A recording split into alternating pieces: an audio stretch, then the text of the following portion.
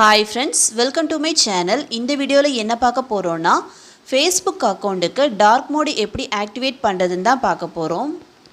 Okay friends, வீடியோக்குள்ள போறதுக்கு முன்னாடி ஒரு சின்ன ரிக்வெஸ்ட். இந்த வீடியோ ஃபர்ஸ்ட் டைம் பார்க்கறீங்கன்னா மறக்காம Subscribe பண்ணுங்க. பக்கத்துல பெல் ஐகான் இருக்கும், அதையும் கிளிக் பண்ணுங்க. அதோட ஆல்ங்கற ஆப்ஷனை எனேபிள் பண்ணுங்க. அப்பதான் நம்ம சேனல்ல போடுற ஒவ்வொரு வீடியோவோட நோட்டிஃபிகேஷன் உங்களுக்கு மிஸ் ஆகாம கிடைக்கும். வாங்க வீடியோக்குள்ள போகலாம். First மொபைல்ல Facebook அப்ளிகேஷனை ஓபன் பண்ணலாம்.